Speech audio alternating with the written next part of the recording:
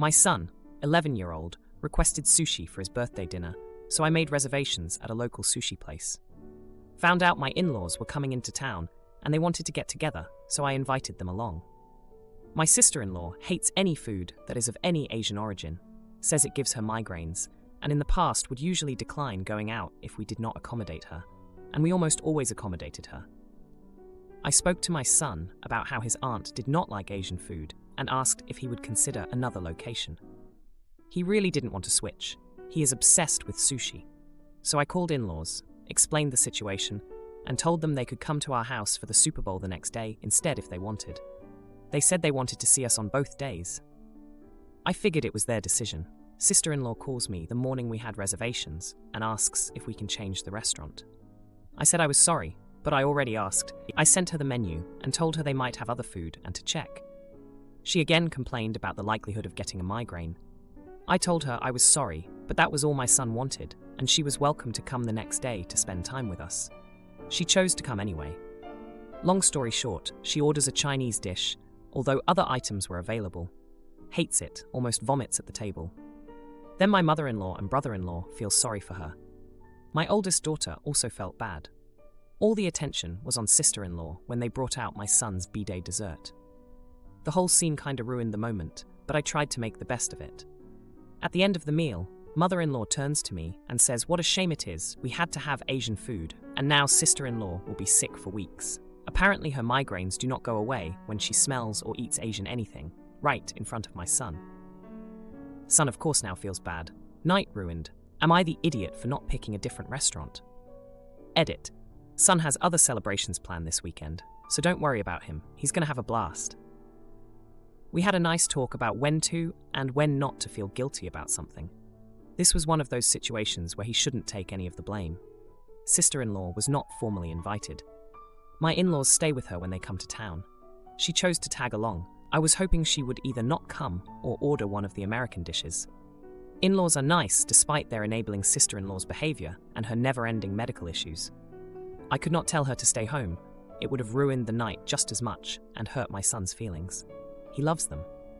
Some of you are confused about the type of restaurant. Their main attraction is sushi, but they also have a menu with Thai and Chinese dishes, as well as a couple of American dishes for picky eaters. Update number 2. Thanks for all the responses and feedback. This is something I have been dealing with for 15 plus years. We are mostly low contact with sister-in-law because of stuff like this. She is a miserable person and I usually get so fed up, but since the in-laws mostly cater to her, as they have done her whole life, I put up with it a few times per year. Occasionally I have to ask myself if I'm being reasonable, because when we are with the family, they plain old don't see it. So, she came to the Super Bowl party. My husband and I chose not to draw attention to her antics. She seemed weak, sat in the corner and didn't speak much to anyone. We carried on as usual and had a lovely time. Even mother-in-law and brother-in-law enjoyed themselves. They are not in town very often, so it's good to see them both. Few words were exchanged with sister-in-law, as we chose to simply not feed into it. I am going the route of carrying on with my life and not feeding into the drama. Listen, but offer little response. Don't react to her attention-seeking behaviors. My son had a fun party with friends at a VR gaming place that afternoon. We took him to this cool sandwich shop after, with old-school arcade games and Stranger Things decor.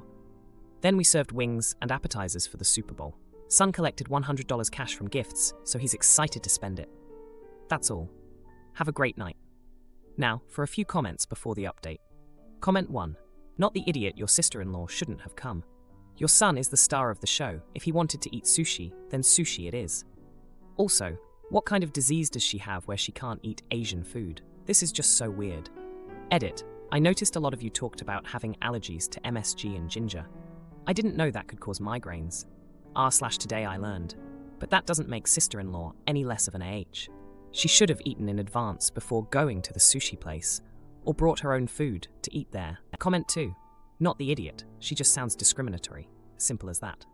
No, MSG is very unlikely to be the cause, let alone the fact that MSG is also naturally found in fruits, veggies, and mushrooms that are not of Asian origin. Mother-in-law turns to me and says what a shame it is, we had to have Asian food, and now sister-in-law will be sick for weeks. Not only does racism not make you sick for weeks, sister-in-law could have stayed home. she didn't. She just seeks the attention she gets, as her family just bends over backwards for her. Now, for the update. Hey everyone, thanks for sticking around after my last post. I really appreciated all the support and advice you gave me. It's been a rough couple of weeks since the sushi restaurant incident, and boy, do I have an update for you. So, after the birthday dinner fiasco with my sister-in-law, SIL, things took an unexpected turn. Remember how I mentioned that my in-laws are nice despite their enabling behavior? Well, it seems like they finally reached their limit with sister-in-law's antics. A few days after the Super Bowl party, my mother-in-law, MIL, called me. She sounded different, like she had something serious on her mind. Turns out, she and my brother-in-law, BIL, had a long talk about sister-in-law's behavior and how it's been affecting the family dynamic. They realized that they've been walking on eggshells around her for years, always trying to avoid her so-called migraines and her constant need for attention. Mother-in-law confessed that seeing how sister-in-law's actions impacted my son's birthday was a wake-up call. She apologized for not standing up for us sooner and assured me that they would no longer tolerate sister-in-law's behavior. I was shocked, to say the least. It felt like a weight had been lifted off my shoulders. But wait, it gets better. The next time sister-in-law tried to pull her usual stunt, mother-in-law and brother-in-law didn't cave in. They told her that if she couldn't be respectful of others' choices, she didn't have to join family gatherings. Sister-in-law was stunned. She had always gotten her way, and now, for the first time, she was being held accountable for her actions. Meanwhile, my son had been saving up his birthday money for something special. He's always been fascinated by remote-controlled cars, and he had his eye on this really cool model that could do all sorts of tricks. He was so excited when he finally had enough to buy it. The day he got his new toy, we invited the family over to watch him play with it in the backyard. Everyone was there, including sister-in-law. She seemed quieter than usual, probably still reeling from the talk she had with mother-in-law and brother-in-law. As my son showed off his new car, doing flips and racing around, everyone cheered him on. It was a heartwarming moment, and for once, sister-in-law wasn't the center of attention. She tried to make a snide remark about the silly toy, but mother-in-law quickly shut her down, saying that we were there to celebrate my son's happiness. The best part? My son, oblivious to the tension, asked sister-in-law if she wanted to try controlling the car. She was taken aback, clearly not expecting to be included. But with everyone's eyes on her, she couldn't refuse without looking petty. So, she took the controller, and, to everyone's surprise, she actually started to smile as the car zoomed around. It was the first genuine smile I'd seen from her in years. The evening ended without any drama, and as everyone left, sister-in-law muttered a quiet thank you to my son. It wasn't much, but it was a start. And just like that, justice was served in the most subtle way, not with a grand gesture, but with a simple act of inclusion and a remote-controlled car. Friends invite me to birthday dinner, but then they leave me with the bill. Oh boy, they didn't expect what happened next. This happened a few days ago, and I have been conflicted since. Before my birthday, 5 of my friends asked if I would like to get some food and drinks out for my birthday event. I said sure, where would we go? Mike said, anywhere you like. I suggested a nearby steakhouse that I have been to in the past. We all met each other there. Mike was quick to order himself a drink and started talking about appetizers. I said, I don't normally eat them, but I will try one. We ordered our mains, and we all had ordered the steak and another round of drinks, at which point Adam also ordered a bottle of champagne. I said, you guys don't need to get me champagne. It's only my birthday, nothing too special. When Mike said, lighten up, birthday boy, have some fun, I did think maybe I was being too uptight. And since I was being treated, it's not too big of a problem. I may as well celebrate. Mike started arguing with the table next to us because they threw a French fry at him. I tried to explain to him that they weren't even eating French fries. He had them earlier and must have dropped one. Then he stood up and started swearing at the table. There was a child at the table about 3 years old who looked absolutely shocked. I told Mike to sit down and he started pushing me, saying, that man threw something at me. The waiter came over and said there had been complaints against us. Mike just silently drank his beer, and Adam started arguing with the waiter, saying the other table started it. The waiter said we needed to pay up and leave in the next few minutes before there was a problem. I said, thanks guys, do you want me to help pay? At which point they all looked at me and Adam said, you're the birthday man, right? You got money. I said, I thought you were inviting me because it's my birthday as a present. Adam chuckled a bit and said, Weren't you the one that chose where we were going, bud? Adam got up to leave and said, "Let's go, boys." I started to worry. I thought they were pranking me or something and said, "You can't really go." Then Adam started to walk away. So I grabbed him a bit and he looked at my hand and said, "Get your hand off me, pal." I just looked at him and said, "Why are you acting like this, man?" They walked out and left me with the bill. I tried to explain to the waiter about the situation.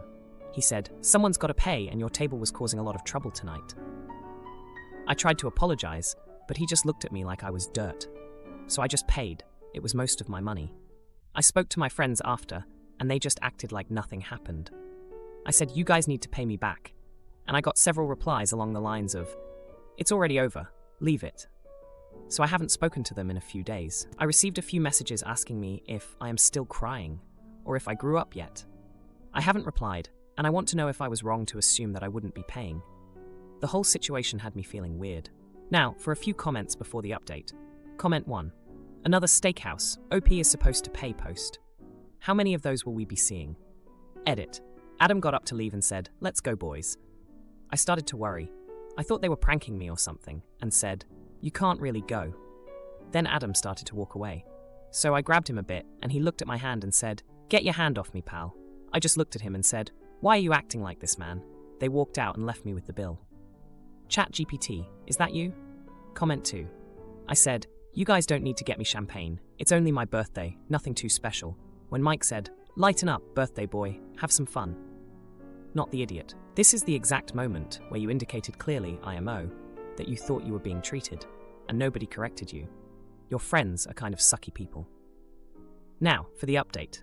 Hey everyone, thanks for all the support on my last post. It's been a wild couple of weeks since my birthday disaster, and I've got some updates that I think you'll find pretty interesting. So, after the whole fiasco at the steakhouse, I was pretty upset with my friends, especially Mike and Adam. I mean, who leaves their buddy with the bill on his birthday, right? But things took a turn when I ran into Sarah, one of the friends who was there that night. She pulled me aside and said she felt terrible about what happened. Turns out, she and the others had planned to split the bill all along, but Mike and Adam decided to bail last minute, leaving everyone in a tough spot. Sarah's confession was a shocker, but it also made me realize that not all my friends were to blame. She told me about how Mike had been dealing with some personal issues, like his parents' messy divorce, which had been weighing on him heavily. It didn't excuse his behavior, but it did explain why he might have been on edge that night. Meanwhile, Adam had been struggling with his own demons. I remembered how he'd been acting off for months, ever since he lost his job. I guess the pressure had been building up, and he just snapped. It's no excuse for ditching me with the bill, but it did make me see him in a different light. After hearing Sarah out, I decided to reach out to the rest of the group, excluding Mike and Adam for the time being. We met up at a local coffee shop, and they all apologized for the birthday disaster. They even pooled together some cash to help cover the cost of the bill, which was a relief since it had pretty much drained my savings. But the real jaw-dropper came when Mike reached out to me. He sent me a long text, apologizing for his behavior and explaining how the stress from his family situation had been affecting him. He admitted that he'd been drinking more than usual to cope, and that it wasn't fair to take it out on me or anyone else. Adam, on the other hand, was a tougher nut to crack. He avoided me for days until I finally cornered him at the gym we both go to. There was a tense moment where I thought we might actually come to blows. But then, he broke down and admitted he was embarrassed about his financial situation and didn't know how to face me after what happened. We had a long, hard talk, and in the end, we came to a compromise. Adam agreed to pay me back in installments for his part of the bill, and I agreed to help him with his resume and job search. It wasn't easy to get to that point, but it felt like a step in the right direction. As for Mike, he's been going to counseling to deal with his family issues and has been laying off the booze. He's also agreed to pay me back for his share of the bill, and we're slowly rebuilding our friendship. It's not the same as it was before, but I'm hopeful that we can get back on track. The whole situation has been a ride of emotions, but I've learned a lot about my friends and myself. I've realized that everyone has their own battles to fight, and sometimes they don't handle it in the best way. It doesn't excuse their actions, but understanding their struggles has helped me find a way to forgive them. I supported my girlfriend after she dropped out of college, and now she claims being a stay-at-home mom is the hardest job in the world. But we don't have kids. I do love her, but I am really annoyed right now. My girlfriend could not get through college because it was too difficult for her. She was 24 years old. She was crying all the time and stressed out. She tried for multiple years, but couldn't do it. She said it was too hard for her, and after discussing it a lot, I said she could drop out and I'd take care of her. I liked the idea of giving someone I love a really happy and great life. She can enjoy herself and chase after hobbies. I always pictured myself with someone who was highly educated like I was, but I realized it doesn't have to be that way, and some people are happier without the capitalist grind. It was hard for a while, especially when we were younger and I was still in school. But I'm an engineer now. Since I am the only person providing, I work upper 40s to mid 50s every week. I love my job and I am passionate about what I do, but it is physically exhausting. It even zaps my energy on the weekends. I'm still really young though, so I am hoping to work less in the future. She does about 90% of the cooking and cleaning. But we have a smallish condo, live in a big city, and no kids. We do have a dog. So I was shocked when we were with new friends, and she mentioned that she was a stay-at-home mom, and it was the hardest job in the world, what she did. I corrected her and said we didn't have kids and didn't want any for the next 10 years. She said sure, but our dog is our child. For the rest of the dinner, she went on to talk about how difficult being a housewife is with a woman there that was actually a stay-at-home mom. It really rubbed me the wrong way. I wouldn't ever say I have the hardest job in the world. Afterwards, I asked her what she meant. I said she was living the life. I would unalive to be in her shoes. I'm clocking 50 hours a week while she's sending me pictures of her shopping at Target, spending hundreds somehow. And she has the hardest job? In the entire world? I said that made me feel really underappreciated. She said I was underappreciating her. It is the hardest job. Cooking and cleaning is exhausting. She said she spent 6 hours on cooking yesterday, but I pointed out all she made was a Chipotle bowl. If that's taking you 6 hours, something is wrong. She said she was counting in the hours she spent letting the beans simmer. Like Jesus flipping Christ. It comes off extremely privileged, which she is, I guess. I told her she has no idea what it's like for me. She's never worked a full-time job, and it rubs me the wrong way. She's talking about how hard cooking beans is. I said if it was that hard, she can go back to school or get a job, and we'll hire a cook-cleaner. If I hired someone to do her job, I'd save a lot of money. It turned into a big fight. She called me an ass. Am I the idiot? Now for a few comments before the update. Comment 1. I mean this with love. Why are you subsidizing her life? You aren't married and don't have kids. She could pack her belongings up tomorrow and leave in a snap. She could find a guy who is willing to give her even more money than you and move on to them. Also, the resentment you're feeling probably isn't going away. It'll get worse the more you interweave your lives. There is nothing wrong with not going to school. There is nothing wrong with trying and not finishing either. But, like everyone else, she needs to find something to do to earn money. Taking care of a dog is nothing like being a stay-at-home mom with children. It's not even in the same stratosphere, honestly. I totally agree with your opinion that she should find a job.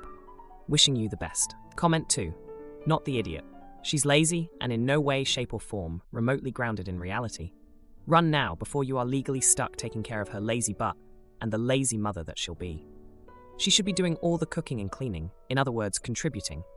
Yet at the end of the day, she's not having to please a boss, co-workers or customers, and she's certainly not on the hook for the physical or emotional development of a child. Again, run. Now, for the update. Hey everyone, thanks for all the support on my last post.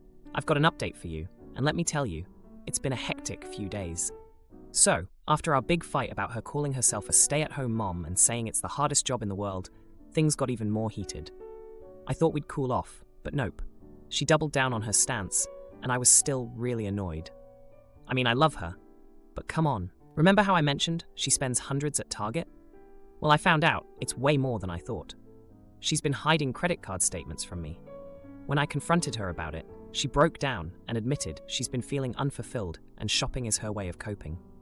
I was floored. We're talking thousands of dollars here. I couldn't believe it. I work so hard and she's just blowing money like it's nothing.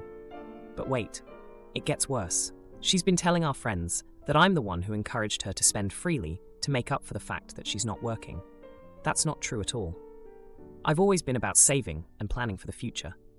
It felt like a slap in the face. And then, the cherry on top. I came home early one day to find her not alone. She was with her ex, the one she always said was just a friend. They were just sitting on the couch, but it was obvious they'd been crying. When I asked what was going on, she said they were just catching up. But I saw a letter on the table. It was from a college, addressed to her. She'd been considering going back to school without telling me, and she was asking her ex for advice because she thought I wouldn't understand. I was stunned. Here I was, working my tail off, and she's secretly planning to go back to school and getting cozy with her ex. It felt like a betrayal. I couldn't even speak. I just walked out. I spent the night at a friend's place, trying to wrap my head around everything. The next day, I went back to talk. I told her that trust is everything, and she broke it. She cried, apologized, and said she was scared to tell me about school because she didn't want to fail again and disappoint me. We had a long, hard talk about our relationship and finances. I explained that we need to be a team, and hiding things isn't the way to go. She agreed to cut back on the shopping and to be more open with me. She also promised to end things completely with her ex, saying it was a mistake to go to him for advice. As for the school thing, I told her I'd support her if that's what she really wants, but we need to plan it together. No more secrets. So, we're trying to work through it. It's not easy, but I'm willing to give it a shot. She's looking into part-time jobs to help with the expenses and to feel more independent. We're also going to couples counseling to sort out our issues. If you liked this video, you'll probably like these too. Also, while you're here, please consider subscribing. It's your support that keeps this channel alive and allows me to make better and longer videos. Have a great day.